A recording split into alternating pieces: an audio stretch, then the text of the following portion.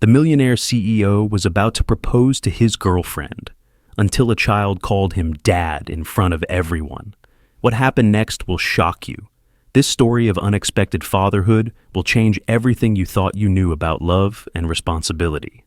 Alexander Reed adjusted his tie for the 5th time as he stood in front of the full-length mirror in his penthouse bathroom. At 38, he had built an empire from nothing, transforming a small tech startup into a global powerhouse worth billions. Tonight, he would add one more perfect piece to his meticulously planned life: a fiancée. The velvet box in his pocket felt heavier than it should for something so small. Inside sat a flawless 10-carat diamond ring that had cost him $100,000, a mere drop in his vast ocean of wealth, but the symbolism it carried was priceless. Tonight had to be perfect. Alexander Reed didn't do imperfection. "The car is waiting, sir." His assistant's voice came through the intercom. Alexander gave himself one final appraisal. His custom Italian suit fit his athletic frame perfectly, not a thread out of place. His dark hair was styled with precision, and his clean-shaven face revealed the sharp jawline that had graced numerous business magazine covers. His emerald green eyes, his mother's eyes, the only inheritance she had left him, stared back with cool determination. "I'm ready," he replied, though he wasn't speaking to his assistant anymore. This was a promise to himself. The drive to the rooftop restaurant was silent. Alexander scrolled through emails on his phone, making last-minute decisions for deals worth millions. Business never stopped, not even on the night he planned to propose. In fact, he had scheduled a conference call for tomorrow morning. Sentiment was a luxury he rarely indulged in.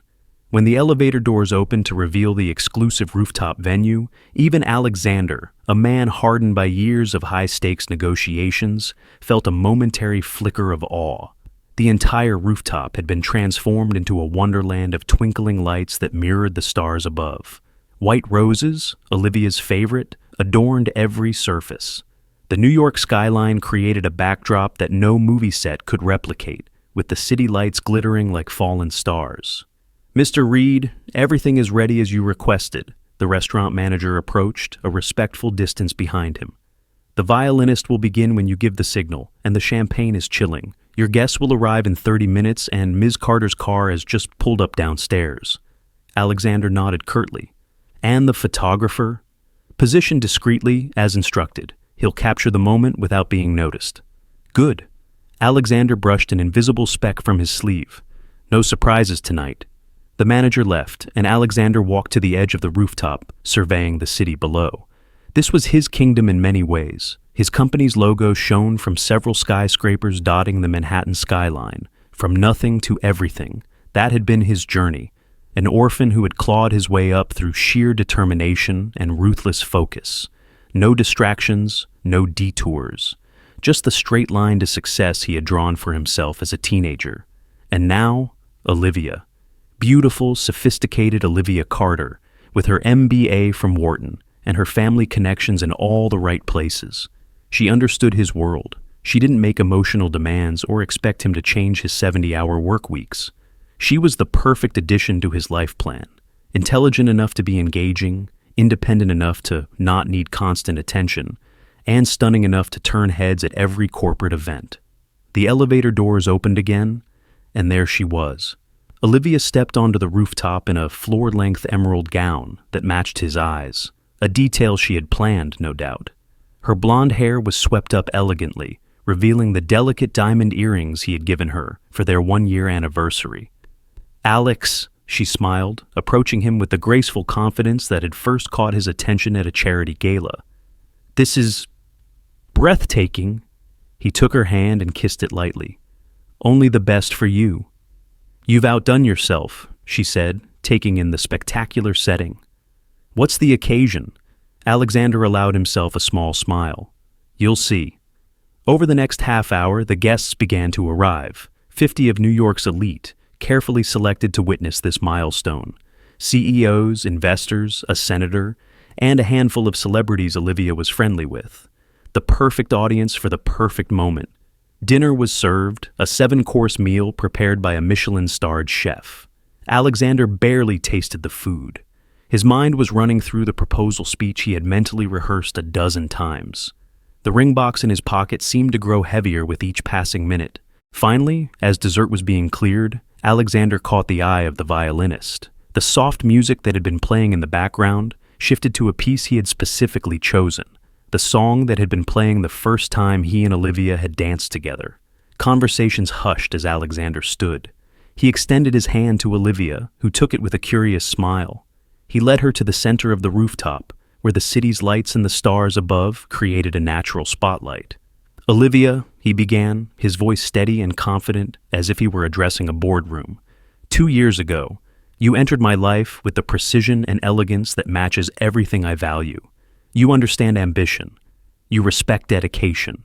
You've never once asked me to be less than the man who built everything you see around us."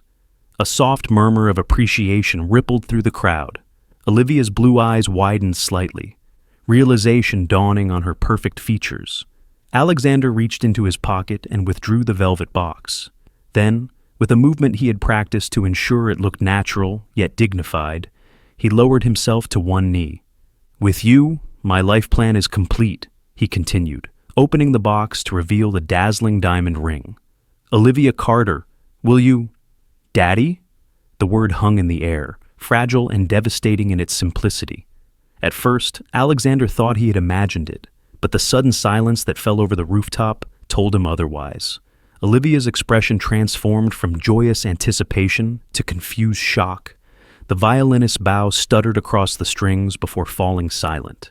Alexander turned toward the small voice. Standing near the elevator doors was a little girl. She couldn't have been more than 7 years old, wearing a simple blue dress that hung slightly too large on her small frame. Her dark hair fell in messy waves around a face that was heart-wrenchingly familiar. Her eyes, large, green, and alarmingly intelligent, stared directly at him with unflinching certainty. In her arms, she clutched a worn teddy bear missing one eye, its stuffing visible through a tear in the seam. The room seemed to tilt. For the first time in his adult life, Alexander Reed, the man who controlled every variable, who predicted every outcome, who never, ever lost his composure, felt utterly blindsided. "I'm sorry. What did you just say?" he managed, his voice sounding foreign to his own ears. The child took a small step forward. The crowd parted unconsciously, as if the girl carried some contagious truth they feared catching. "You're my dad," she repeated, her voice steady, but her tiny hands trembling against the matted fur of her teddy bear. Alexander felt the weight of 50 pairs of eyes boring into him. The ring box in his hand suddenly felt like an anchor, dragging him down into waters he had never planned to navigate. "Alex!"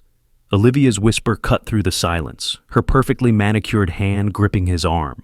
"What is going on?" I don't..."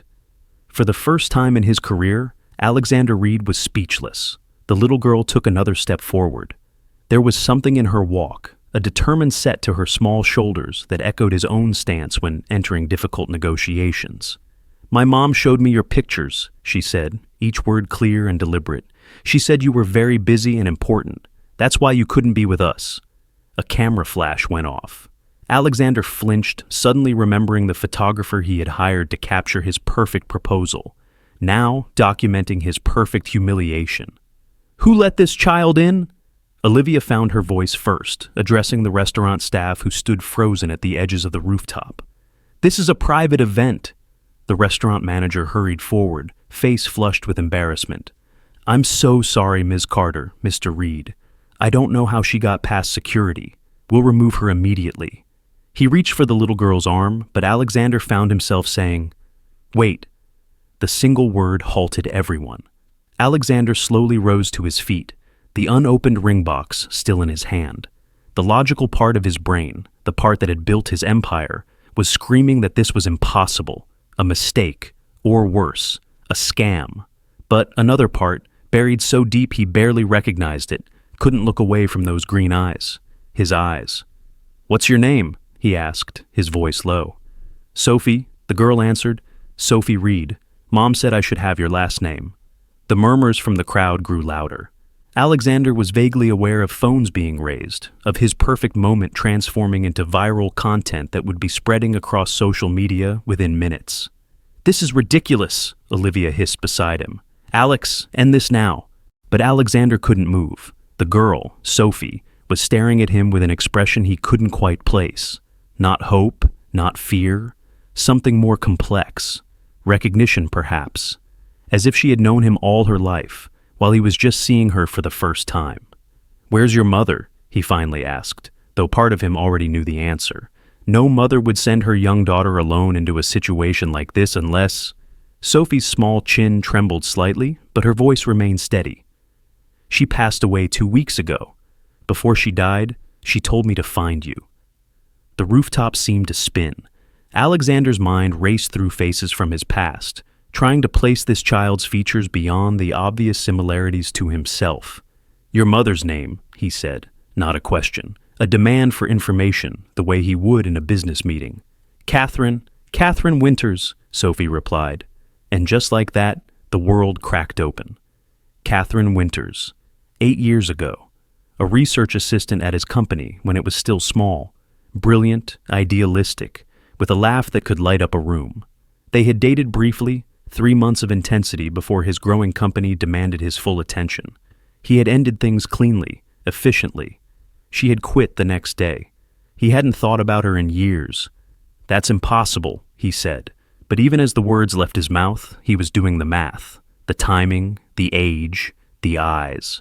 Sophie reached into a small backpack he hadn't noticed before and pulled out an envelope. "Mom said to give you this. She said it would explain everything." Alexander took the envelope with numb fingers. His name was written on the front, in handwriting he still unsettlingly recognized. "Alex!" Olivia's voice had turned cold. "Tell me this is some kind of terrible joke. Tell me you don't have a secret child." The guests were openly staring now, no pretense of polite discretion. Alexander Reed's perfect life was unraveling in real time, and they all had front row seats. But Alexander barely heard Olivia. He was staring at Sophie, at the determined set of her jaw, at the way her eyebrows furrowed slightly in concentration. His own expressions reflected back at him from a face that was half Catherine's gentle features, half his sharper ones.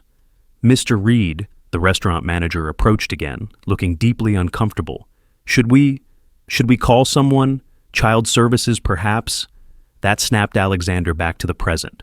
"No," he said sharply, then, more controlled. "No, that won't be necessary." "Well, we need to do something," Olivia said, her voice rising. "This situation is ruining our evening, our announcement." Alexander looked at his girlfriend of 2 years, the woman he had been about to propose to, and for the first time saw someone he didn't recognize, or perhaps someone he was seeing clearly for the first time. "Alex," Olivia's voice dropped to a harsh whisper. "You need to make a choice right now. Me or whatever this is." She gestured dismissively towards Sophie, who stood small but unbending, watching the adults decide her fate. Alexander looked down at the ring box still clutched in his hand, then at the letter from Catherine, then at Sophie, whose lower lip had begun to tremble slightly, though she was clearly trying to hide it. He didn't know why. It defied every logical decision he had ever made. It contradicted the life plan he had followed with religious dedication. But in that moment, Alexander Reed heard himself say, "She stays." Olivia's perfect features contorted with shock and fury. "What did you just say?" "I said, she stays," Alexander repeated, his voice firmer now. "Have you lost your mind?" Olivia hissed. "You don't even know if she's really yours." "Look at her, Olivia," Alexander said quietly. "Look at her eyes, her face. She's mine." Olivia stared at him for a long moment, then at Sophie. Her face hardened into a mask of cold dignity. "I see." She reached for the ring box still in Alexander's hand, snapped it shut, and thrust it back at him. "I hope you and your daughter will be very happy together." With that, she turned and strode toward the elevator, her emerald dress shimmering under the lights. The crowd parted for her, many guests looking uncertainly between Olivia's retreating figure and Alexander's frozen one. "I think perhaps we should call it a night," Alexander said to no one in particular, his CEO voice taking over automatically. "Thank you all for coming." There was an awkward shuffle as guests gathered their belongings, openly whispering now. Alexander remained rooted to the spot, the letter clutched in one hand, the rejected ring box in the other. When the last guest had departed, leaving only Alexander, Sophie, and a few uncomfortable staff members, the little girl finally spoke again. "Are you mad at me?" she asked in a small voice. Alexander looked down at his daughter. The word felt foreign even in his thoughts, and saw fear creeping into her expression for the first time. "No," he said, surprising himself with the truth of it. "I'm not mad at you." Sophie nodded solemnly. "Mom said you might be surprised to see me." A startled laugh escaped Alexander's throat. "That's one way to put it." An awkward silence fell between them.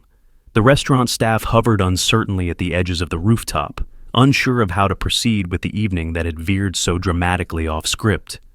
"Do you have somewhere to stay tonight?"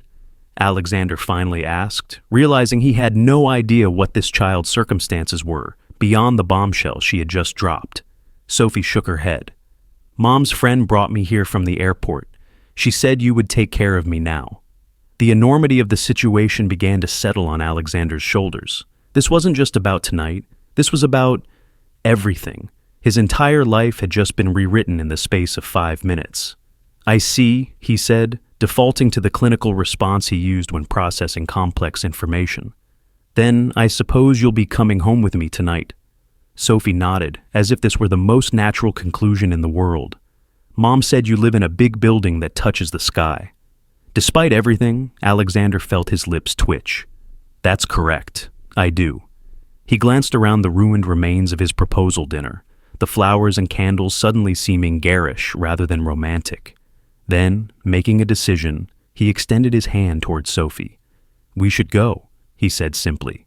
Sophie hesitated for just a moment before her small hand slipped into his. Her palm was warm and slightly sticky, so different from the professionally manicured hands he was used to shaking. Alexander felt something shift inside him, a tectonic movement in a place he hadn't known existed.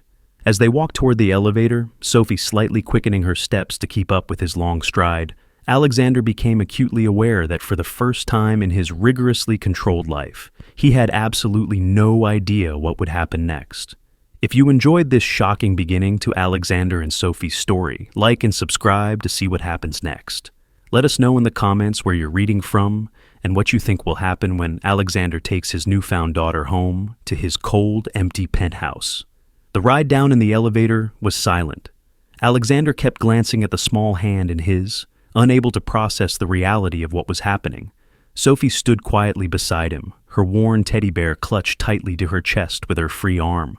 When the elevator doors opened to the lobby, his driver was waiting, looking confused at the sight of his boss returning so early, and with a child. "Change of plans, James," Alexander said curtly. "We're going back to the penthouse." "Yes, sir," James replied, carefully keeping his expression neutral as he opened the car door. Sophie climbed into the back seat of the luxury sedan, her eyes widening at the leather interior and built-in screens. Alexander slid in beside her, maintaining a careful distance. The envelope from Catherine felt heavy in his pocket, but he couldn't bring himself to open it yet. Not here. Not with so many questions swirling in his mind. "Is this your car?" Sophie asked, her small voice breaking the silence. "Yes," Alexander answered, then added, almost as an afterthought, "One of them." Sophie nodded solemnly, as if filing away this information. "Mom had a blue car, but it didn't have TV screens." Alexander didn't know how to respond to that. The mention of Catherine, a woman he had removed from his thoughts years ago, stirred something uncomfortable in his chest. How did your mother die?" he asked finally, his business brain taking over, cataloging information. Sophie's fingers tightened around her teddy bear. "She was sick for a long time. The doctors tried to help, but Mom said sometimes bodies just break." "Cancer?" Alexander's mind supplied immediately. Catherine had always been healthy when he knew her. The thought of her wasting away from disease made something twist painfully inside him. "I'm sorry," he said stiffly, the words feeling inadequate. Sophie just nodded again, staring out the window at the city lights flashing by. For a child who had just lost her mother and been thrust into the arms of a stranger, even if that stranger was her biological father, she seemed remarkably composed. The thought struck him that she might be in shock. When they arrived at his building, the doorman's eyes widened slightly at the sight of Sophie. But, like all good New York service staff, He quickly smoothed his expression into professional neutrality. "Good evening, Mr. Reed," he said, opening the door. "Evening, Frank," Alexander replied, ushering Sophie into the gleaming marble lobby. The private elevator to the penthouse opened with a scan of Alexander's keycard. As they ascended, Sophie stood perfectly still, watching the floor numbers climb higher and higher. "You do live in the sky," she murmured, and despite everything, Alexander felt a small, unwanted smile tug at his lips. The elevator opened directly into his penthouse foyer. Sophie stepped out hesitantly, her sneakers, worn and slightly too small, making no sound on the polished marble floor. The penthouse was immaculate, a showcase of modern luxury with its floor-to-ceiling windows, minimalist furniture, and stark white walls adorned with carefully selected modern art. It looked like a spread from Architectural Digest, because it had been in Architectural Digest, featured last year as The Bachelor CEO's Sky Palace. Sophie stood awkwardly at the entrance, clearly unsure if she was allowed to move farther inside. "You can come in," Alexander said, realizing how unwelcoming his home must seem to a child. Had there ever even been a child here before? He couldn't recall. Sophie took a few tentative steps forward, her eyes drawn to the wall of windows overlooking the city. "Wow," she breathed. "It's like standing on top of the world." Alexander set his keys in their designated dish and loosened his tie. The rigid routine of his evening, a routine he had followed faithfully for years, now seemed irrelevant. What was the protocol for bringing home a daughter you never knew existed?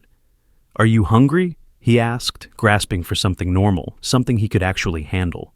Sophie turned from the windows and nodded, her green eyes, his eyes, regarding him with that same steady gaze.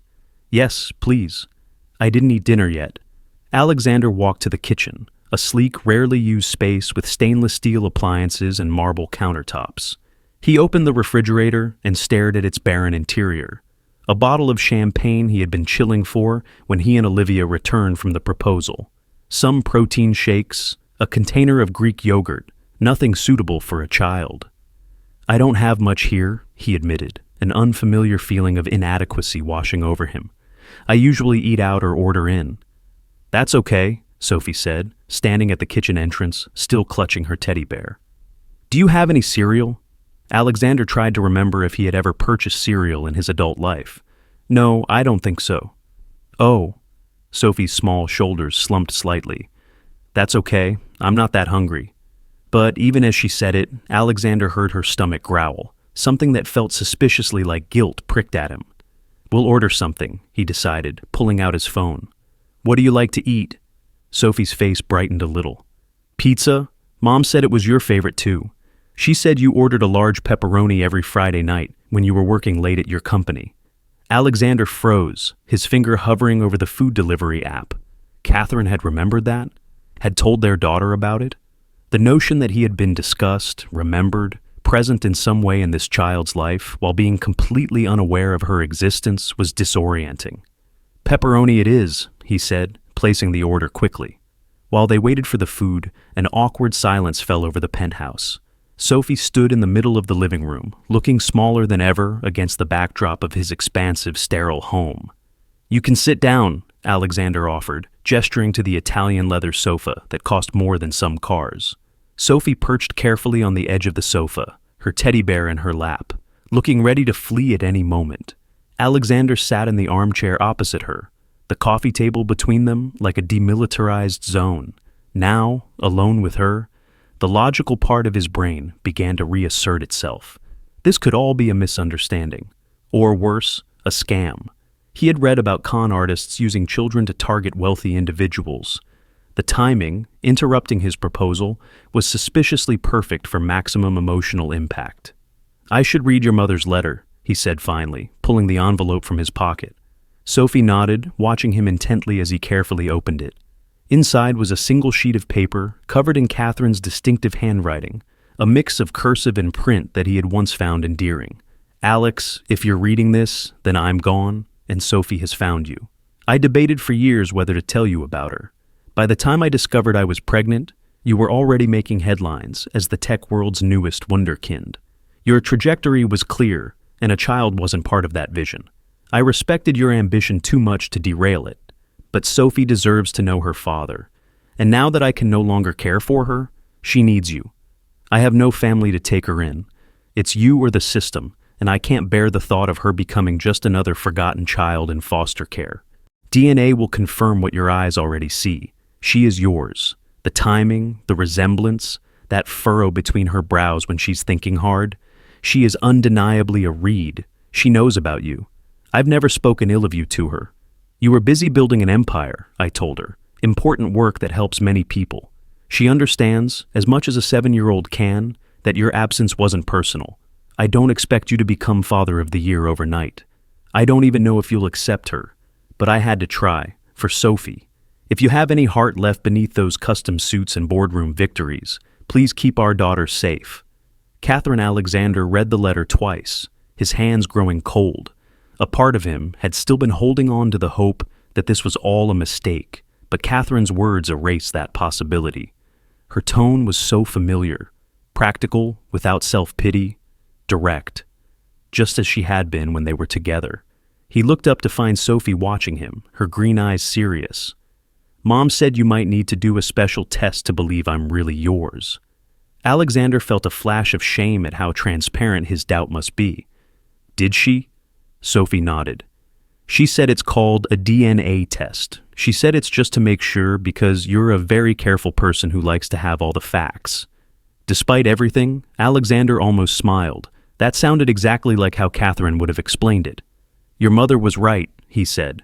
I am careful, but... He looked at Sophie, really looked at her, the shape of her face, the set of her jaw, those eyes that were identical to his own.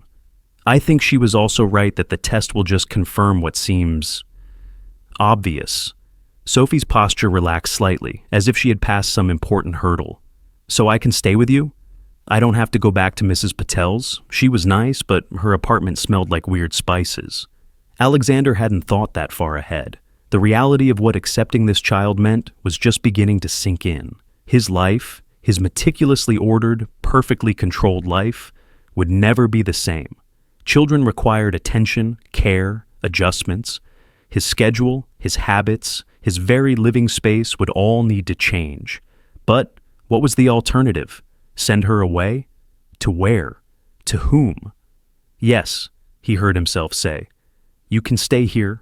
Before Sophie could respond, the intercom buzzed, announcing the arrival of their pizza. Alexander welcomed the interruption, using the moments it took to get the food and set it on the kitchen island to try to collect his scattered thoughts. When he returned with plates and napkins, he found Sophie still sitting primly on the edge of the sofa. We can eat at the counter, he said, gesturing to the kitchen. I don't usually eat on the furniture. Sophie slid off the sofa and followed him to the kitchen, climbing onto one of the high bar stools with some difficulty. Alexander resisted the strange urge to help her, unsure if such assistance would be welcomed. They ate in silence for a few moments, Alexander suddenly realizing how hungry he was. The elaborate dinner at the proposal had gone largely untouched in his nervous anticipation. Do you live here all alone? Sophie asked, breaking the silence. Yes, Alexander answered. It's very big for just one person, she observed, looking around the expansive space. Alexander had never thought about his home that way before. It had always seemed like an appropriate reflection of his success, large, impressive, exclusive. Now, through Sophie's eyes, it looked different, empty, hollow even. Where will I sleep? Sophie asked, taking another bite of pizza. Alexander froze mid-chew. He hadn't thought about that. His penthouse had 3 bedrooms, but only one was furnished, his own. The others were empty, used occasionally as overflow space when he brought work home. I have extra bedrooms, he said slowly. But they don't have beds in them yet. For tonight, you can sleep in my room, and I'll take the sofa. Sophie looked at him with surprise. You'd give me your bed? Yes, Alexander replied, unsure why this simple accommodation seemed to impress her more than the luxury surrounding them. Thank you, she said softly. Then, after a pause, Mom said you were kind. Alexander felt something twist in his chest. Kind was not a word most people associated with him. Brilliant, yes. Driven, certainly. Ruthless, often. But kind, never. Had Catherine really described him that way to their daughter? Or was Sophie just saying what she thought he wanted to hear? They finished eating in silence. Alexander checked his watch. It was past 9, surely too late for a 7-year-old to be awake. "You should probably get ready for bed," he said, standing to clear the plates. Sophie nodded obediently, sliding off the stool. Then she hesitated. "I don't have any pajamas, or a toothbrush. My suitcase is still at Mrs. Patel's." Alexander ran a hand through his hair, a rare gesture of frustration. Of course she would need things. Children came with an entire ecosystem of stuff. "We'll have to get your suitcase tomorrow, for tonight." He tried to think of a solution. "I can give you a t-shirt to sleep in, and there should be a new toothbrush in the guest bathroom." Sophie followed him to his bedroom, her eyes widening at the king-size bed with its crisp white linens and the wall of windows offering a panoramic view of the city.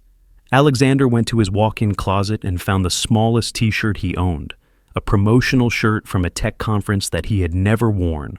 "This will be too big, but it should work for tonight," he said, handing it to her. "The bathroom is through there."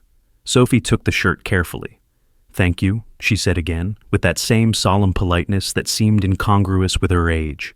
Alexander showed her to the guest bathroom, found a new toothbrush in the drawer, and left her to change. While she was occupied, he quickly gathered what he would need for the night and his morning routine. When Sophie emerged from the bathroom, she looked even smaller, swimming in his t-shirt that hung past her knees, her dark hair damp around the edges where she had washed her face. "All set?" Alexander asked awkwardly. Sophie nodded, clutching her teddy bear to her chest. She climbed onto his bed, looking tiny in the center of it, and sat cross-legged, watching him with those unsettlingly familiar eyes. "Do you—" Alexander cleared his throat. "Do you need anything else?" Sophie seemed to consider this seriously. "Mom usually read me a story before bed," she said finally, a hint of longing in her voice. Alexander glanced around his bedroom. There wasn't a single book in sight. He did all his reading on digital devices. "I don't have any children's books," he admitted. "That's okay," Sophie said quickly, clearly not wanting to be trouble. "Mom sometimes just made up stories if we didn't have a book." Alexander felt a flash of panic. He was a businessman, not a storyteller. He dealt in facts, figures, and strategic plans, not fairy tales and imagination. "I'm not very good at making up stories," he said stiffly. Sophie's face fell slightly, but she nodded in understanding. "That's okay. Good night then. She hesitated, clearly unsure what to call him. "Alexander," he supplied, then seeing her uncertainty.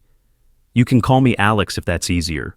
Sophie nodded again, her small face serious. "Good night, Alex." "Good night, Sophie," he replied, backing toward the door. He was about to turn off the light when Sophie's voice stopped him. "I'm sorry I ruined your special dinner," she said quietly. "Mom said it might not be a good time, but there wasn't any other way for me to find you." Alexander felt something crack inside him, a hairline fracture in the wall he had built around his emotions. "You didn't ruin anything," he said, surprised to find he meant it. "Get some sleep now." He turned off the light, leaving the bathroom light on with the door cracked in case she was afraid of the dark, a consideration that came to him instinctually, though he had no experience with children. Back in the living room, Alexander sank onto his sofa, his mind racing. In the space of a few hours, his entire life had been upended. The proposal that was supposed to complete his perfect life plan had imploded spectacularly. Olivia was gone, probably forever, and in her place was a child, his child, sleeping in his bed. He pulled out his phone and saw 17 missed calls and dozens of text messages, some from Olivia filled with fury and hurt, some from business associates who had witnessed the debacle. His PR team was in crisis mode, already crafting statements about his newly discovered daughter. The story was trending on social media. Alexander Reed, tech billionaire, ambushed at his own proposal by a secret love child. Photos of Sophie calling him daddy were everywhere, along with speculation about Catherine, about his relationship with Olivia, about what this meant for his company's stock price. Alexander turned off his phone and closed his eyes. For a man who had built an empire on his ability to predict and control outcomes, this level of chaos was unprecedented. His thoughts turned to Olivia. Their relationship had been so perfectly rational. She fit the metrics he had established for a suitable partner: intelligent, beautiful, independent, socially connected. They never argued. They enjoyed the same restaurants, the same vacation destinations. She understood the demands of his work because her own career as a corporate attorney was similarly demanding. Now he wondered if what they had was just a mutual arrangement of convenience. Her reaction tonight, the cold ultimatum, the quick rejection, revealed something he had missed, or perhaps had deliberately overlooked. There was no room in Olivia's perfect life for an unexpected child any more than there had been in his. Except now, somehow, improbably, he had chosen the child. Alexander stood and walked to the window, staring out at the city lights. In the reflection of the glass, he could see himself, the successful CEO now unmoored in his own life. Behind him, down the hallway, a little girl with his eyes slept in his bed, innocently unaware that she had just dismantled his entire world. He didn't know the first thing about being a father. He had no model to follow. His own father had abandoned him before he was born, and his mother had been a distant, distracted presence until her death when he was 12. After that, it had been foster homes and his own ruthless determination to never be vulnerable again. Now, he was responsible for a small human being who had already experienced too much loss. The thought terrified him in a way that no business challenge ever had. Alexander pulled Catherine's letter from his pocket and read it again. Her words were pragmatic, without emotional manipulation or guilt-tripping. That was Catherine, practical to the core. She had made her choices, and now she was asking him to make his. "For Sophie," he murmured, echoing Catherine's final plea. He folded the letter carefully and put it back in his pocket. Then, with the precision he applied to all problems, Alexander Reed opened his laptop and began to research what a 7-year-old girl would need to feel at home. Are you enjoying the story so far? Like, comment and share where you're reading from. What do you think will happen next? Will Alexander's colleagues accept this sudden change in his life? Will Olivia come back with a better understanding, or is their relationship truly over? Stay tuned for more as the Millionaire CEO learns to be a father. Alexander woke with a start, his neck stiff from sleeping on the sofa. For a moment, he stared at his living room ceiling in confusion. Why wasn't he in his bed? Then the memories of the previous night crashed over him. The ruined proposal, the little girl with his eyes, the letter from Catherine, Sophie, his daughter. He sat up, checking his watch. 5:30 a.m., his usual waking time. The penthouse was silent. Was she still asleep? Did 7-year-olds normally sleep this late? He had no reference point for what was normal when it came to children. Moving quietly, Alexander padded down the hallway and carefully opened his bedroom door. The sight that greeted him made him pause. Sophie was curled up in the center of his king-sized bed, looking tiny among the pillows and blankets, her dark hair spread across the white pillowcase. One arm was wrapped tightly around her worn teddy bear, the other flung out beside her. Her face in sleep was peaceful. The worried, too adult expression she had worn yesterday softened into something more childlike, something twisted in Alexander's chest, an unfamiliar ache that he couldn't identify. He backed out of the room silently, careful not to wake her. In the kitchen, he started his coffee maker, the one ritual from his morning routine that felt salvageable. As the machine hummed to life, he picked up his phone and scrolled through the accumulated messages. The media storm was growing. His PR team had sent over draft statements for his approval, each carefully worded to minimize damage to his reputation and the company's stock price. A text from his assistant, Linda, reminded him of the 8 a.m. conference call with investors from Singapore. Alexander had almost forgotten about it. Before Sophie's arrival, he would already be showered, dressed, and reviewing his notes for the call. Now, he was standing in his kitchen in yesterday's clothes, his hair uncombed, with a sleeping child in his bedroom. He texted Linda back, "Need to reschedule the call, family emergency." Linda, who had worked with him for 5 years and had never known him to reschedule anything for personal reasons, replied immediately, "Everything okay? Should I clear your schedule for the day?" Alexander hesitated. What was his schedule today? Meetings, calls, a lunch with the board chairman, a review of quarterly projections, the usual high-stakes chess game of running a global tech company. None of it seemed to allow for the presence of a newly discovered 7-year-old daughter. "Yes," he texted back. "Clear everything until tomorrow. We'll explain later." His coffee finished brewing. Alexander poured himself a cup and took it to his home office, a sleek minimalist space with views of the city skyline. He sat at his desk and opened his laptop. But instead of checking market reports or reviewing strategy documents, he found himself searching for what do 7-year-old girls need and how to talk to children about deceased parents.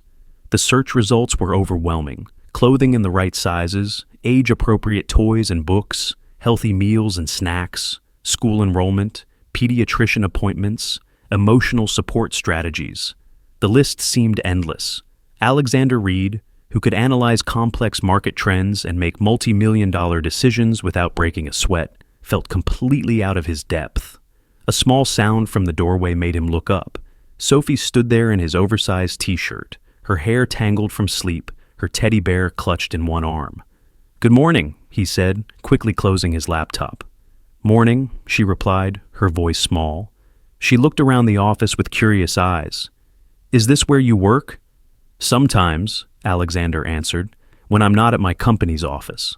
Sophie nodded, taking this in. Mom worked at a hospital. She helped doctors with their papers.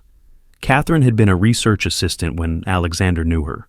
Medical research must have been her path after leaving his company. Another piece of information about the 8 years he had missed. "Are you hungry?" he asked, remembering that children needed regular meals. Sophie nodded again. "I don't have much food here," Alexander admitted, "but we can go out for breakfast. Then we need to get your suitcase from Mrs. Patel's. And—" he hesitated. "We should probably buy you some things, clothes, toys, whatever you need." Sophie's eyes widened slightly. "I have clothes in my suitcase." "Yes, but you'll be staying here now," Alexander explained, the reality of this decision still sinking in as he said the words. "So, you should have everything you need here too." Sophie seemed to process this. "Okay," she said finally. "Can I have cereal for breakfast?" "At a store?" Alexander wasn't sure what she meant. "At a store?" "A cereal store," Sophie clarified, as if this were obvious. "Mom said New York has stores for everything, even just cereal." Despite everything, Alexander felt his lips twitch into an almost smile. "Yes, there is a cereal restaurant not far from here. We can go there." Sophie's face brightened, revealing a glimpse of ordinary childhood excitement beneath her serious demeanor. The change was so striking that Alexander felt that strange twist in his chest again. "Let me get dressed," he said, standing. "You can wear your clothes from yesterday until we get your suitcase. The bathroom is all yours now."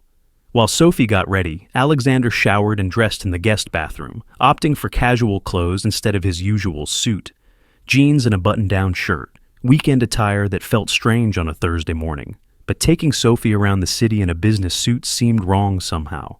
When they emerged from the penthouse 30 minutes later, Frank the doorman did a double take at Alexander's casual appearance and the small child beside him. To his credit, he recovered quickly. "Good morning, Mr. Reed," he said, then smiled at Sophie. "And good morning to you, young lady." "Good morning," Sophie replied politely, staying close to Alexander's side as they walked through the lobby. Outside, the morning was bright and clear. Alexander's driver was waiting with the car, having received his text about needing transportation for the day. "Where to, sir?" James asked, carefully keeping his eyes forward and not on Sophie. "The cereal bowl on 72nd Street," Alexander instructed, helping Sophie into the back seat. He had never been to the quirky eatery himself, but knew of its existence from an article about unusual New York dining experiences. The restaurant was colorful and loud, filled with families and children Sophie's age. Alexander felt conspicuously out of place in a way he never did at five-star establishments or executive boardrooms. Sophie, however, seemed to relax a bit, her eyes wide as she took in the wall of cereal dispensers and toppings bar. They found a table, and Alexander helped Sophie navigate the ordering process, watching with bemused fascination as she created a concoction of Fruit Loops, Cocoa Puffs, mini marshmallows, and sliced strawberries. "Is that good?" he asked as she took her first bite. Sophie nodded enthusiastically, a bit of milk dribbling down her chin. Without thinking, Alexander reached across and wiped it away with a napkin. The gesture felt foreign to him, intimate and caretaking in a way he had never been with anyone. As they ate, Alexander noticed people at nearby tables glancing their way, some with recognition in their eyes. A few had phones pointed in their direction, not so subtly taking photos. The story of Alexander Reed and his surprised daughter was clearly making the rounds. People are looking at us, Sophie observed quietly, shrinking a little in her seat. Don't worry about them, Alexander said, surprising himself with a protective edge in his voice. They're just curious.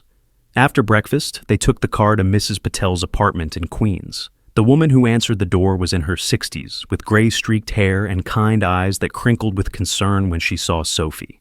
"There you are, child! I was so worried when you didn't come back last night," she exclaimed, then looked at Alexander with undisguised suspicion. "And you must be the father." Alexander nodded, extending his hand. "Alexander Reed. Thank you for looking after Sophie." Mrs. Patel shook his hand briefly, her expression making it clear that she was reserving judgment. "I was Catherine's neighbor for 5 years. I helped when she got sick," she explained. "She was a wonderful woman, very brave." Alexander nodded again, unsure what to say. The woman's words carried an implicit accusation. "Where were you when she needed help?" "Sophie's suitcase is inside," Mrs. Patel continued, stepping back to let them in. "And I packed up a few of her favorite books and toys from the apartment. The landlord wants everything cleared out by the end of the month." The apartment. Catherine's apartment. Where she had raised their daughter alone, where she had been sick, where she had died. The reality of it hit Alexander like a physical blow. "Thank you," he managed to say. "I'll arrange to have everything moved and stored." Mrs. Patel led them into a small but tidy apartment. A pink rolling suitcase sat by the door, along with a cardboard box labeled Sophie's Treasures, in flowing handwriting that had to be Catherine's. "I'll get the rest of my things," Sophie said quietly, disappearing down a short hallway. When she was out of earshot, Mrs. Patel turned to Alexander, her expression stern. "That child has been through more than any child should have to bear." She watched her mother fade away day by day. She was so brave through all of it, hardly ever cried where Catherine could see. Alexander felt the weight of the woman's judgment. "I didn't know," he said simply. "About Sophie. About Catherine being sick. I would have what?" Mrs. Patel asked, not unkindly. "The past is past, Mr. Reed. What matters now is what you do going forward. That little girl deserves stability and love. Can you provide that?" Before Alexander could answer, Sophie returned carrying a framed photograph and a small jewelry box. "I'm ready," she announced. Alexander picked up the suitcase and box while Sophie clutched her additional treasures.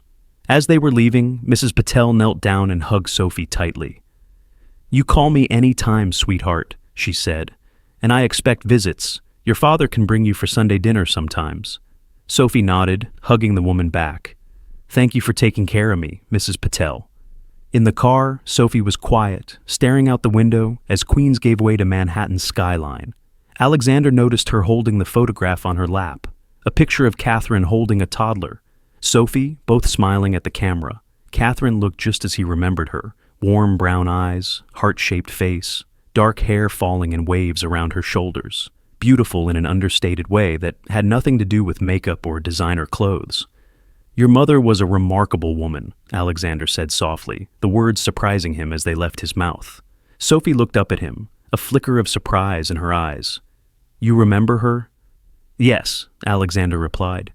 "She was very smart and kind, and she always spoke her mind." Sophie's face brightened slightly. "That's what she said about you too, that you were the smartest person she ever met." Alexander felt that twist in his chest again. "Did she talk about me a lot?" Sophie nodded. "She told me stories about you, how you built your company from just an idea, how you worked all night sometimes because you believed in it so much." She paused. She had a picture of you on her desk, from a magazine cover. Alexander tried to imagine Catherine keeping his photo, telling their daughter about him as his career rose meteorically in the tech world.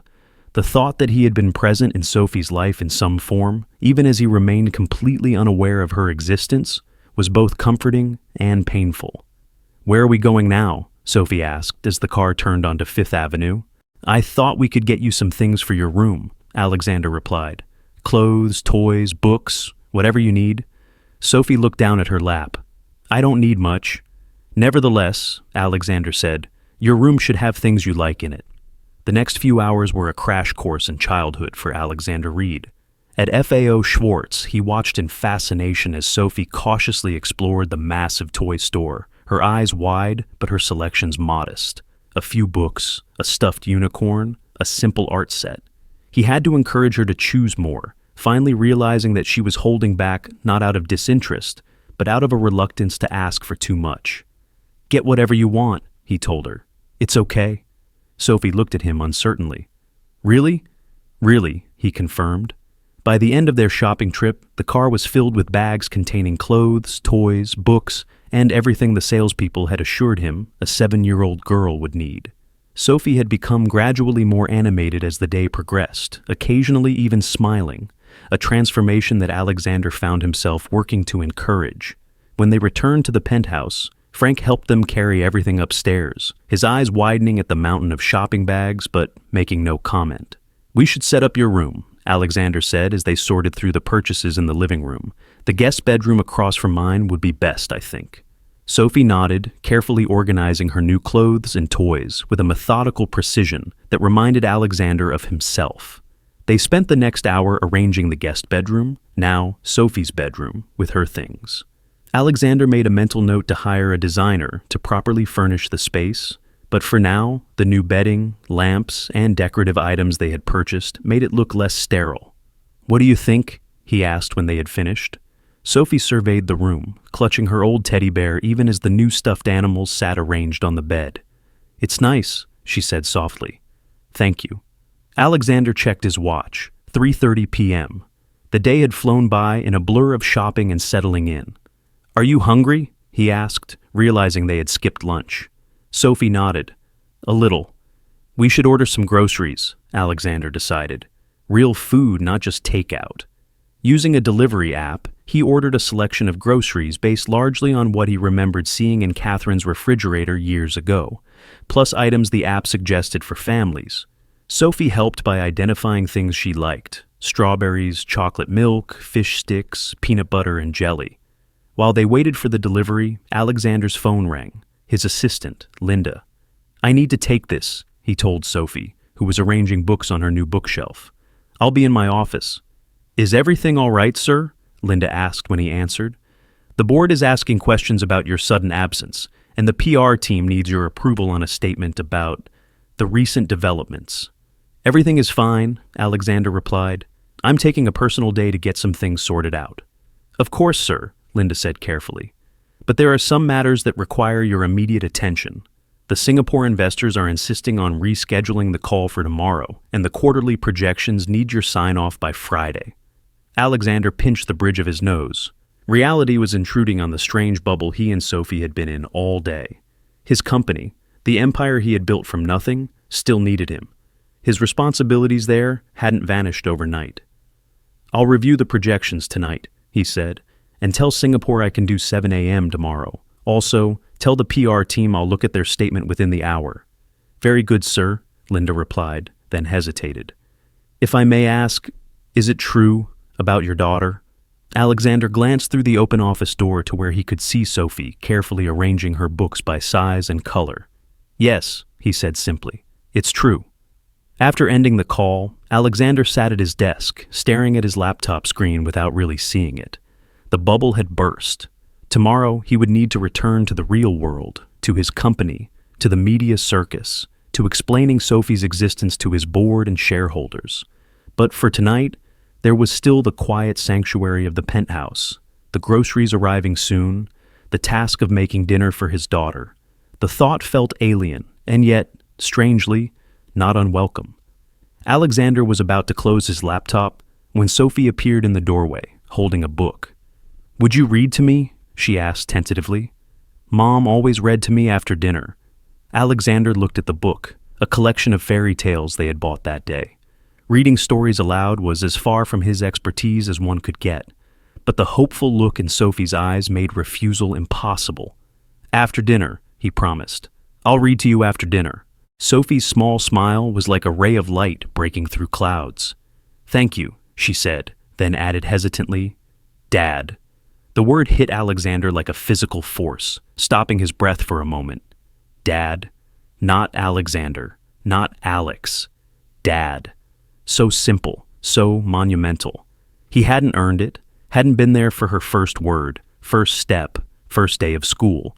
Yet, here it was, offered to him with the guileless trust of a child who had lost too much and was hoping, desperately, for something to hold on to. "You're welcome, Sophie," he managed to say, past the unexpected tightness in his throat. That night, after a dinner of hastily prepared pasta, the first meal Alexander had cooked in years, after a bath and bedtime routine, cobbled together from vague memories and quick internet searches, after reading 3 fairy tales, with all the different voices Sophie insisted were necessary, Alexander found himself sitting on the edge of his daughter's bed, watching her drift towards sleep. "Mom said you'd take care of me," Sophie murmured, her eyes already closing. "She said you'd love me once you knew me."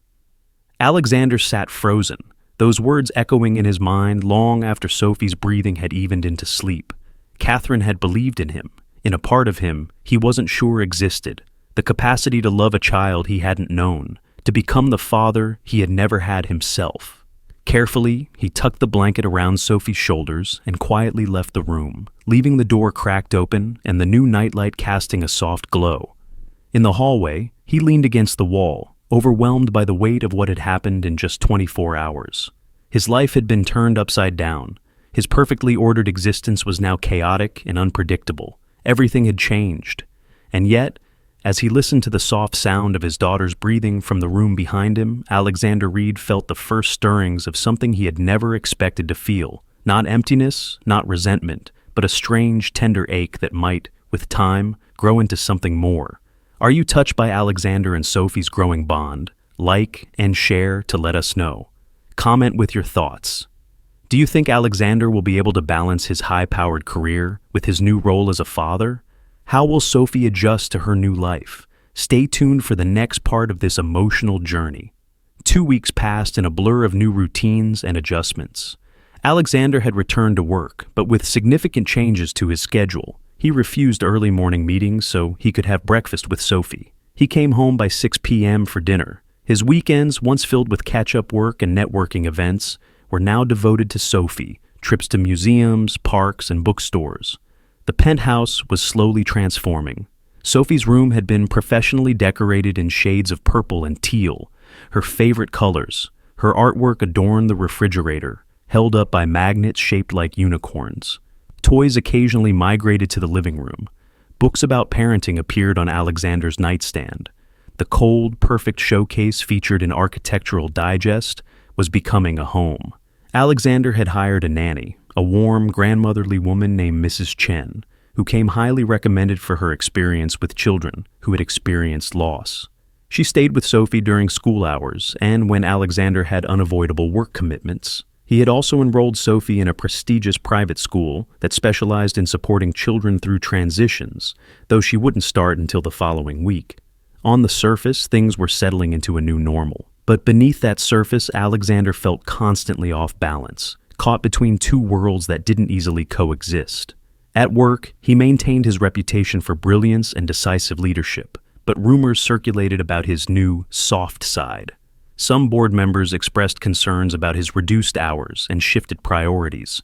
The story of Sophie's dramatic entrance into his life had captured the media's attention for days, though his PR team had successfully spun it into a heartwarming tale of unexpected fatherhood rather than a scandal. Olivia had called once, her voice cool and controlled. "I've had time to think," she had said. "Perhaps I reacted too hastily. We had a good thing, Alex. We could still have it. There are excellent boarding schools that could take the child." Alexander had ended the call without hesitation, realizing that the woman he had nearly proposed to was now a stranger to him. The Alexander Reed of 3 weeks ago might have considered her proposal. The Alexander Reed who now read bedtime stories and checked for monsters under the bed found it unthinkable. But despite the outward signs of adaptation, Alexander knew Sophie was still struggling. She had nightmares almost every night, waking up crying for her mother. During the day, she was quiet and obedient. Too quiet, Mrs. Chen said, too eager to please, too careful not to take up space. The child psychologist Alexander had consulted warned that Sophie was still in shock, still grieving, still afraid of being abandoned again.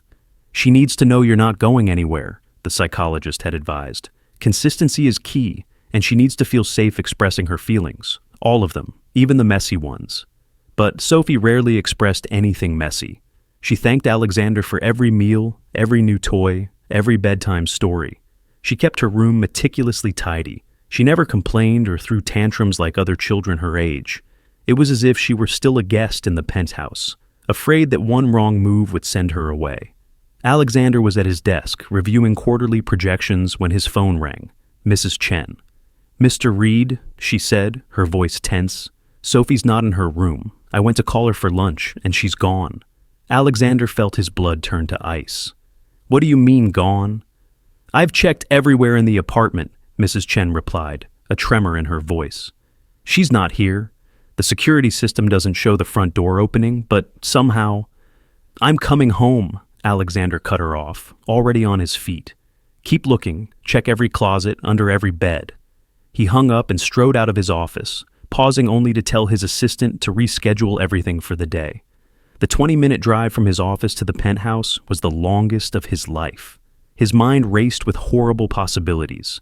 Had Sophie run away? Had someone taken her? Was she hurt? By the time he reached his building, Alexander's heart was pounding so hard he could feel it in his throat. The doorman reported that Sophie had not passed through the lobby. Security confirmed that the emergency exits hadn't been used. She had to still be in the building somewhere. Mrs. Chen met him at the penthouse door, her face drawn with worry. "I've checked everywhere twice," she said. "I only left her alone for 20 minutes while I prepared lunch. She was reading in her room, and then—" "It's not your fault," Alexander said, surprising himself with the gentleness in his voice. "We'll find her." They searched the penthouse again, calling Sophie's name. Alexander even looked in ridiculous places: the oven, the laundry hamper, the wine fridge, driven by rising panic. She was small enough to hide almost anywhere. The building, he realized suddenly. She might have gone somewhere else in the building. They checked the communal areas first: the gym, the residence lounge, the rooftop garden. Nothing. Alexander was about to call the police when a thought struck him. The service stairs. Sophie knew the elevator required a key card, but the stairs were accessible from inside the penthouse through a utility door. Alexander ran to the stairwell and began descending, floor after floor, calling Sophie's name. His voice echoed in the concrete space, unanswered. 27 floors down, his legs burning from the rapid descent, he burst into the lobby, startling Frank the doorman. "The security room," Alexander demanded. "I need to see all the camera feeds." In the small security office, Alexander scanned multiple screens showing various parts of the building, and there, on a monitor showing the street-level view, was a small figure sitting on a bench at the bus stop outside the building. Sophie. Alexander ran outside, ignoring the startled looks from passers-by. Sophie sat alone on the bench, her purple backpack beside her, clutching her worn teddy bear. Her face was tear-streaked but composed, with a resolution that looked eerily adult on her young features. "Sophie!" Alexander called, relief and fear and anger all tangled in his voice. She looked up, not surprised to see him. "Hi," she said quietly. Alexander reached the bench and knelt in front of her, his hands automatically checking her for injuries. "What are you doing out here? Do you have any idea how worried we were? How did you even get out of the building?" "I took the stairs," Sophie replied simply. 27 floors. Alexander stared at her in disbelief. "You walked down 27 flights of stairs? Why?" "Sophie, why would you run away?" Sophie looked down at her teddy bear, her fingers working nervously at the worn fur. "I heard you talking to Linda on the phone yesterday," she said. "You said I was making everything complicated. You said you didn't know what to do with me." Alexander felt as if he'd been struck. He did remember that conversation, a moment of frustration when he was trying to restructure his entire work schedule around Sophie's needs. But he had never meant. He hadn't thought she would hear. "I thought maybe you didn't want me anymore," Sophie continued, her voice small but steady. "I thought I should go back to Mrs. Patel's. She said I could always come back if things didn't work out." Alexander felt something inside him crack, a clean break through whatever remaining wall had been protecting his heart. He sat on the bench beside Sophie and gently turned her to face him. "Sophie, listen to me," he said, his voice rough with emotion. "I was frustrated yesterday, yes? This situation, becoming a father overnight, it hasn't been easy. I'm not good at it yet. I make mistakes. But that doesn't mean I don't want you." Sophie looked up at him, hope and doubt battling in her expression. "Really? Really," Alexander affirmed. "You are the only thing I'm sure about right now." The words came from somewhere deep inside him, a truth he hadn't fully recognized until this moment. His company, his wealth, his carefully constructed life. All of it felt suddenly secondary to the small girl sitting beside him, watching him with eyes so like his own. Sophie searched his face, looking for the truth in his words. Then, with a sudden movement that caught Alexander completely by surprise, she launched herself into his arms. Her small body shook with sobs, the first real unrestrained emotional release he had seen from her. "I miss Mom," she cried, her face pressed against his shoulder. "I miss her so much." Alexander held her tightly, one hand cradling the back of her head. "I know," he murmured, his own eyes burning with unexpected tears. "I know you do. It's okay to miss her. It's okay to be sad." They sat like that for a long time, Sophie crying out weeks of suppressed grief while Alexander held her, his expensive suit growing damp with her tears. Pedestrians passed by, some glancing curiously at the well-dressed man comforting the sobbing child, but Alexander noticed none of them. His entire world had narrowed to the small, trembling form in his arms. When Sophie's sobs finally quieted to hiccups, Alexander gently pulled back to look at her tear-stained face. "No more running away," he said firmly. "No matter what you hear or what you think, you talk to me first. Promise?" Sophie nodded, wiping her nose on her sleeve. "Promise." Alexander stood, holding out his hand. "Let's go home." Back in the penthouse, Mrs. Chen was beside herself with relief. Alexander assured her that everything was fine now, then took Sophie to the kitchen and made her favorite lunch, grilled cheese sandwiches cut into triangles with the crusts removed. As they ate, he made a decision. "I think we both need a break," he announced. "How would you feel about taking a trip this weekend?" "Just you and me?" Sophie looked up in surprise. "A trip where?" "Anywhere you want," Alexander replied. "The beach, the mountains, Disney World, you choose." Sophie's eyes widened. "Really? Disney World?" "If that's what you want," Alexander said, smiling at her excitement. "Can we go on all the rides? Even the scary ones?" "Even the scary ones," Alexander confirmed, though the thought of roller coasters made his stomach turn. He had never been to a theme park in his life, not even as a child. Such frivolous entertainments hadn't been part of his driven path to success. Sophie's face lit up with genuine childhood excitement, perhaps for the first time since she had arrived. "When do we leave?" "I'll have Linda arrange everything this afternoon," Alexander promised. "We can fly down tomorrow." He sent a quick text to his assistant, instructing her to clear his schedule for the next 3 days and arrange a last-minute trip to Disney World, private jet, VIP passes, the works. The quarterly projections and Singapore investors would have to wait. That night, after Sophie was asleep, Alexander sat in his office, staring at Catherine's letter. "You believed in me," he whispered to her memory. "I don't know why, but I'm trying to be the man you thought I was." The trip to Disney World was a revelation for both of them. Alexander, who had spent his adult life in boardrooms and five-star restaurants, found himself standing in long lines, eating cotton candy, and wearing ridiculous Mickey Mouse ears because Sophie had insisted they needed matching pairs. On their second day, as they spun in giant teacups, Alexander fighting nausea while Sophie squealed with delight, a photographer captured the moment. The picture went viral, tech billionaire Alexander Reed, looking slightly green but genuinely smiling, spinning in a pink teacup with his daughter. "The human side of success," one magazine captioned it. The story of the ruthless CEO transformed by unexpected fatherhood became a media sensation. Not the scandal his PR team had feared, but a heartwarming narrative that actually improved his public image. When they returned to New York, the penthouse continued its transformation. Sophie's influence spread beyond her bedroom. The sterile white walls of the living room were now adorned with framed artwork, some pieces from Alexander's collection, but also Sophie's paintings, professionally framed as if they were priceless masterpieces. The glass coffee table was replaced with one that had rounded edges, safer for a child. Throw pillows in bright colors softened the sleek leather furniture, Family photos appeared, mostly recent ones of Sophie and Alexander, but also the picture of Catherine and toddler Sophie, placed prominently on the mantle. Alexander's schedule underwent a similar transformation. He installed a top-of-the-line home office system that allowed him to work remotely 3 days a week. Board meetings were rescheduled to accommodate school pickup times. His assistant learned to block out Sophie time on his calendar, sacred hours that could not be interrupted for anything less than a genuine corporate emergency. The changes did not go unnoticed at work. Some executives whispered that Alexander was losing his edge. Others, particularly those with children of their own, expressed newfound respect for his priorities. The chairman of the board, a grandfather of 5, pulled Alexander aside after a meeting. "I never took you for a family man, Reed," he said gruffly.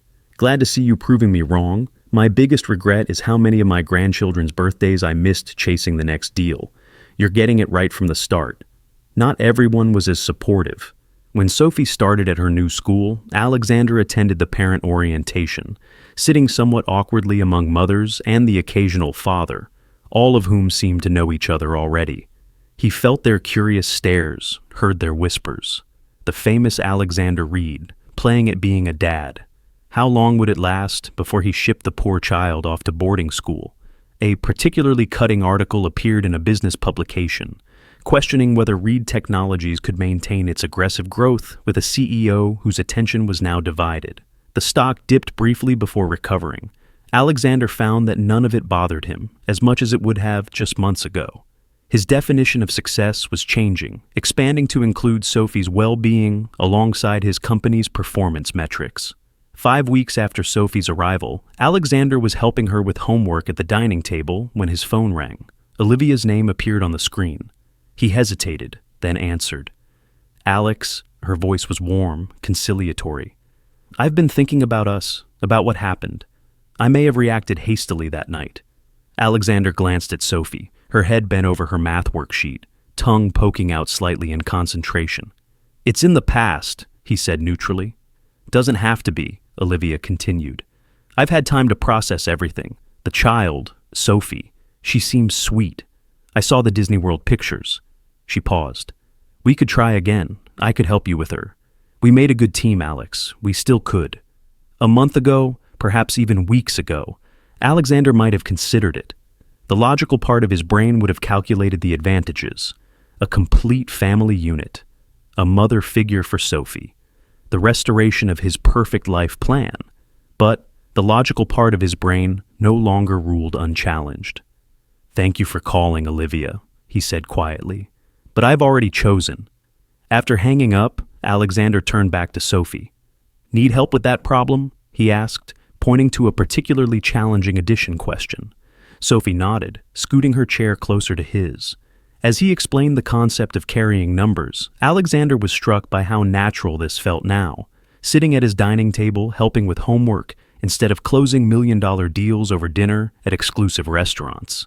The man he had been just weeks ago would have found this scene unbearably mundane. The man he was becoming found it precious. That weekend, they visited Mrs. Patel for Sunday dinner, as promised.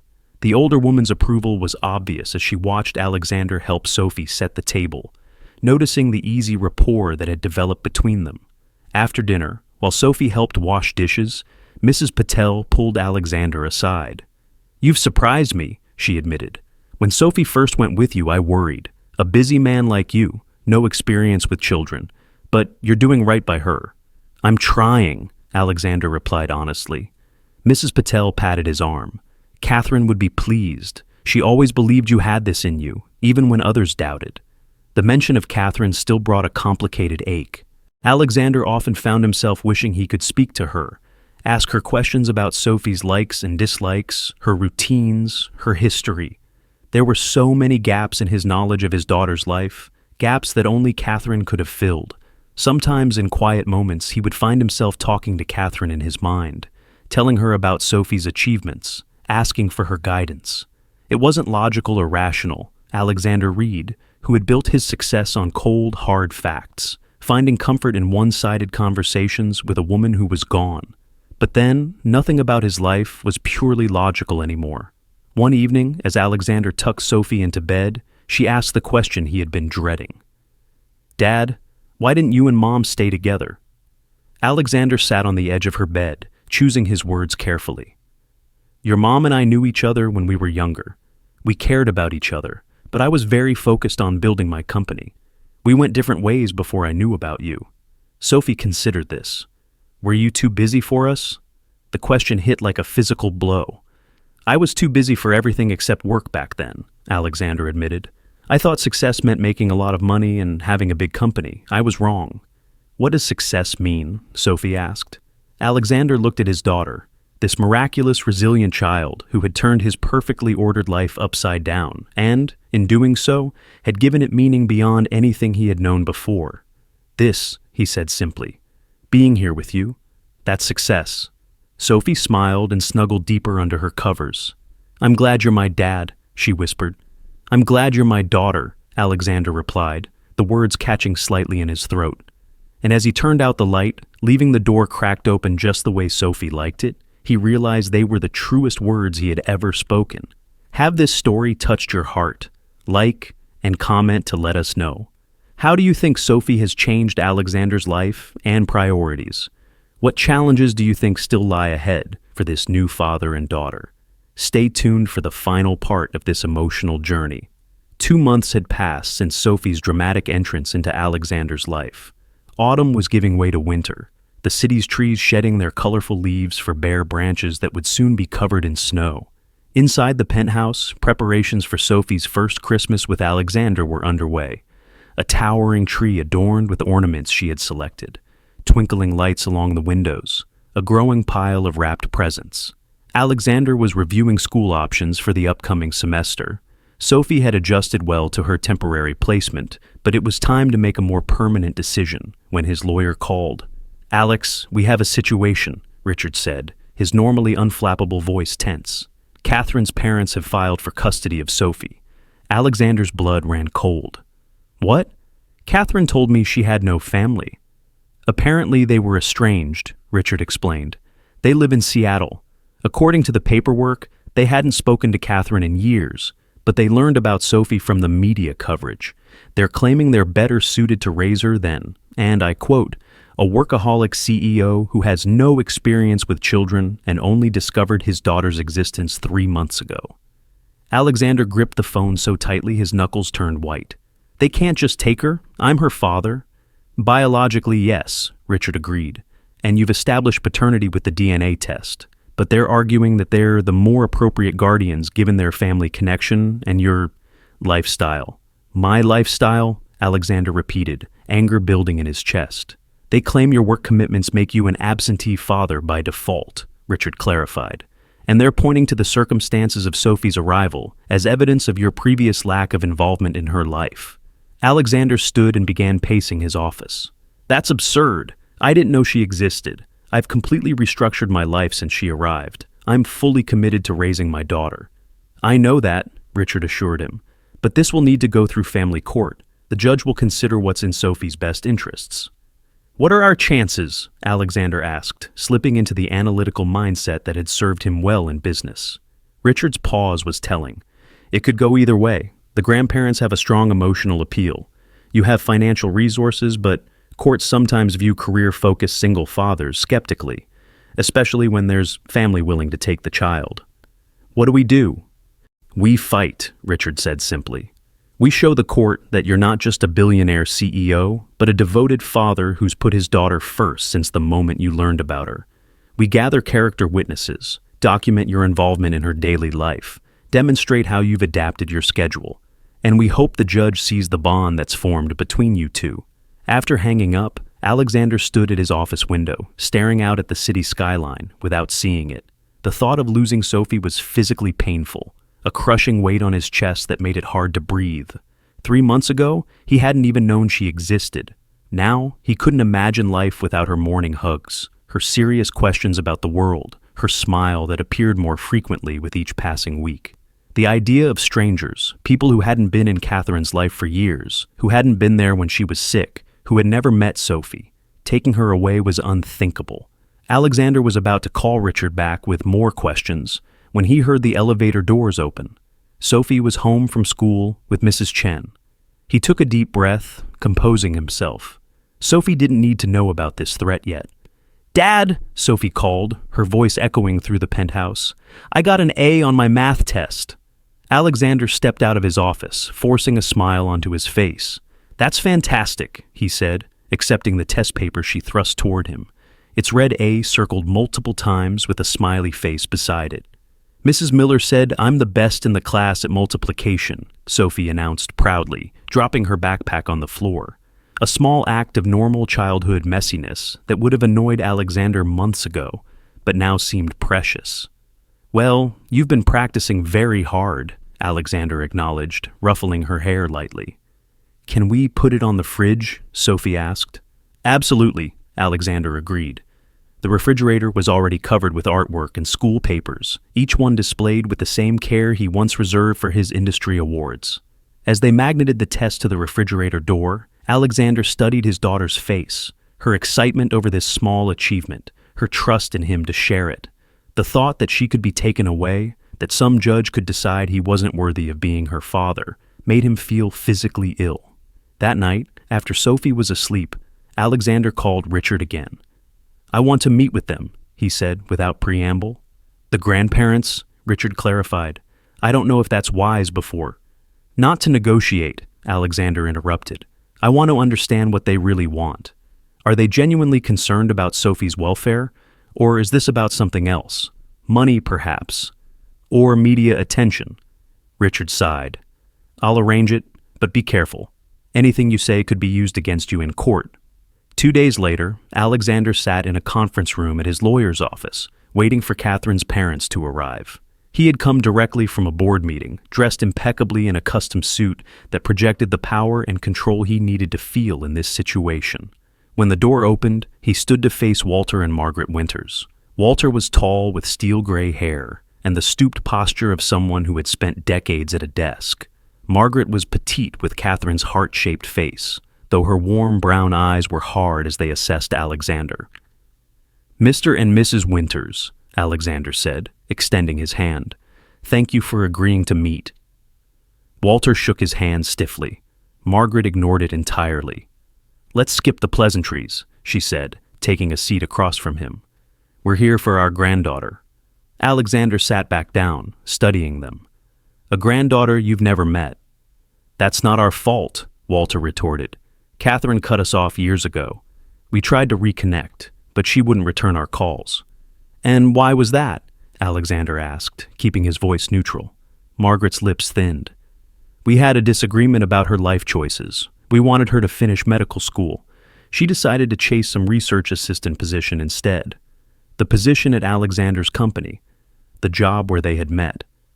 So you disapproved of her career path," he summarized. "We invested a lot in Catherine's education," Walter said defensively. "It was a waste to throw it away." Alexander nodded slowly, pieces falling into place.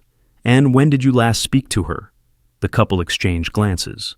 "Almost 8 years ago," Margaret admitted. "Before Sophie was born," Alexander noted. "Before Catherine got sick. You weren't there for either event." Walter's face flushed.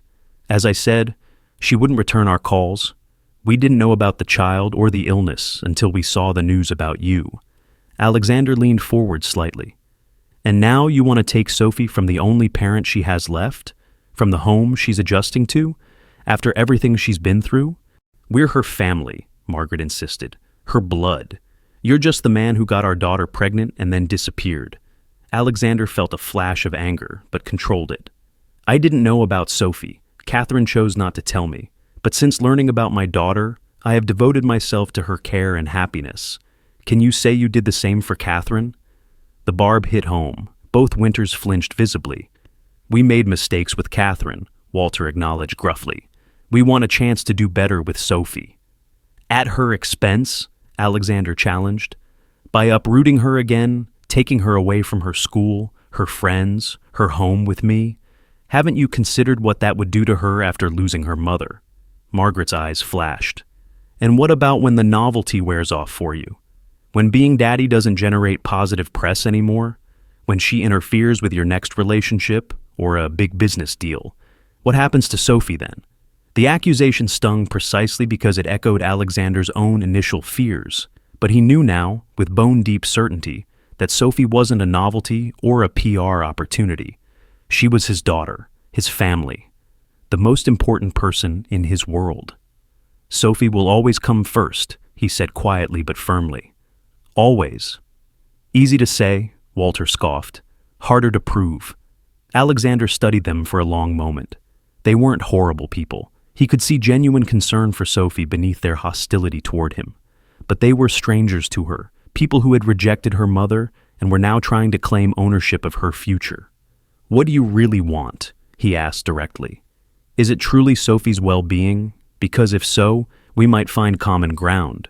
But if this is about controlling Catherine's legacy or accessing my resources, then we have nothing to discuss except court dates. The meeting ended without resolution, both sides retreating to their corners. Richard wasn't optimistic afterward. They seemed determined, he warned. This could get ugly. The custody battle dominated the next several weeks of Alexander's life. He gathered character witnesses, Sophie's teachers, Mrs. Chen, Mrs. Patel, even the chairman of his board. He documented every adjustment he'd made to his life and work schedule to accommodate Sophie's needs. He invited the court-appointed guardian ad litem to observe their home life. But the stress took its toll. Alexander found himself lying awake at night, strategizing legal moves as if this were a hostile takeover rather than a fight for his daughter. During the day, he struggled to shield Sophie from his anxiety, though she was perceptive enough to sense that something was wrong. "Are you mad at me?" she asked one evening as Alexander checked over her homework with distracted attention. "What? No, of course not," he assured her, immediately setting aside the brief he'd been mentally composing. "Why would you think that?" Sophie shrugged, picking at the edge of her notebook. "You seem worried all the time, and you were talking on the phone about court. Did I do something wrong?" Alexander's heart clenched. Of course she would assume responsibility. It was what children did, especially those who had experienced trauma. He set the homework aside and turned his chair to face her fully. "Sophie, you've done nothing wrong," he said firmly.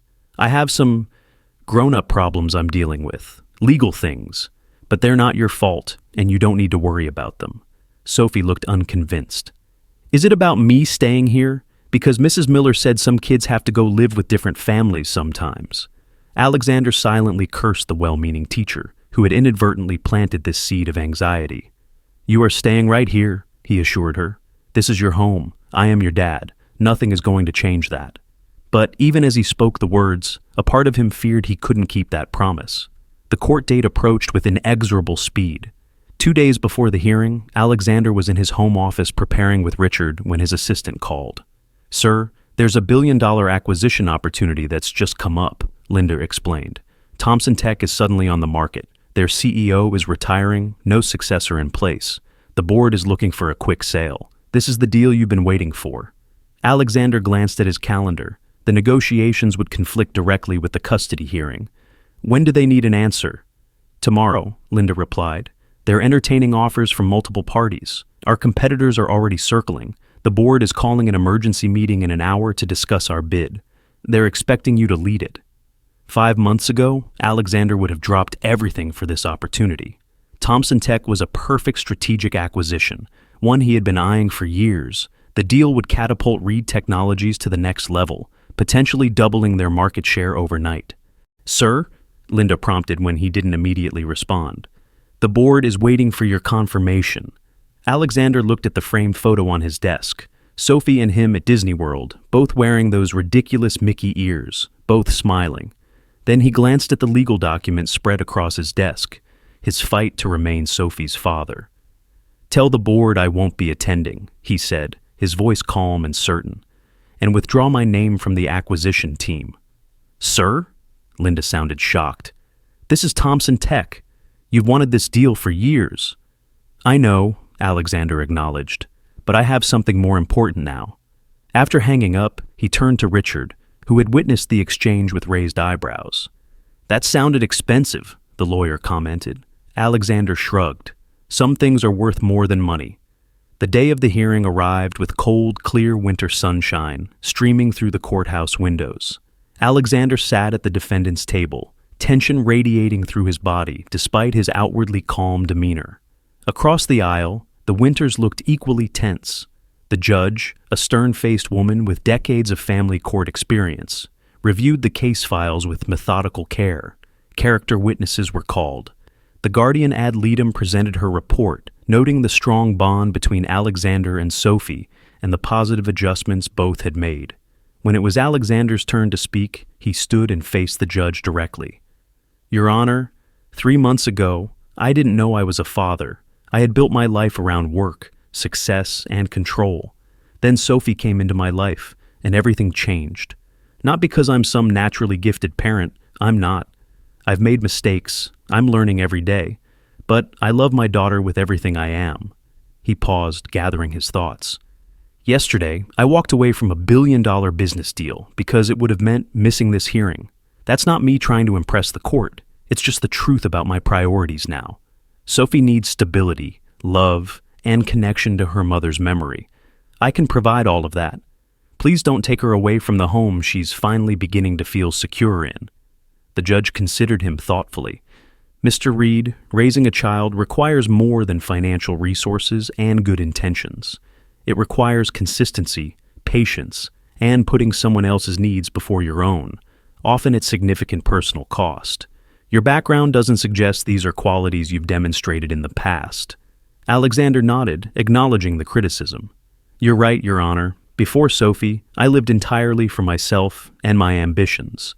I can't claim to be a perfect father, but I can promise to be a devoted one. Whatever it takes, whatever I need to change or sacrifice, I'll do it. Because Sophie isn't just my biological child, she's my daughter in every way that matters." The judge turned to the Winters. "And you, Mr. and Mrs. Winters. You claim a family connection entitles you to custody, yet you were estranged from your daughter for years before her death. You've never met your granddaughter. How can the court be assured you won't repeat the same rigid patterns that drove your daughter away?" The question hung in the air for a long moment before Walter Winters stood. "Your Honor, we made mistakes with Catherine. Terrible mistakes we can never undo. When we saw Sophie on the news, we thought we could make it right, that we could protect our granddaughter from a man who seemed so similar to ourselves, driven, work-focused, emotionally distant."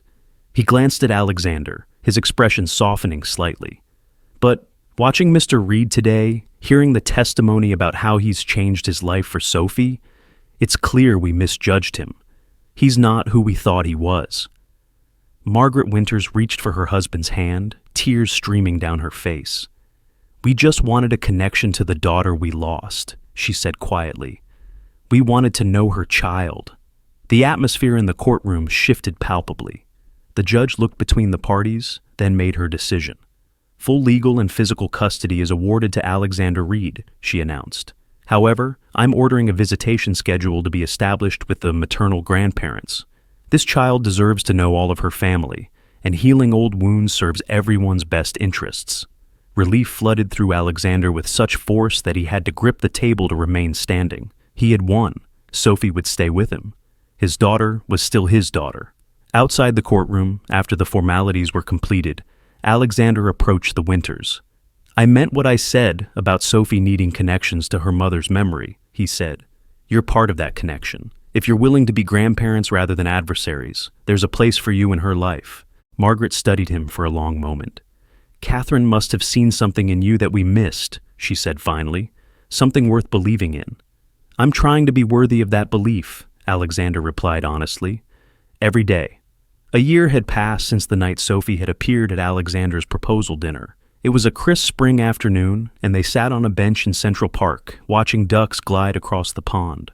Sophie's grandparents had visited the previous weekend, their relationship still tentative but warming with each visit. Alexander's company continued to thrive, though he now measured success differently than before. Sophie tossed breadcrumbs to the ducks, her face peaceful in a way it hadn't been when she first arrived. The shadows of grief still appeared sometimes, in questions about her mother, in nightmares, in moments of unexpected sadness. But they were balanced now by genuine joy, security, and the confidence of knowing she was deeply loved. "Dad?" Sophie said, scattering the last of the breadcrumbs. "Yes," Alexander replied, content to simply sit in the sunshine beside her.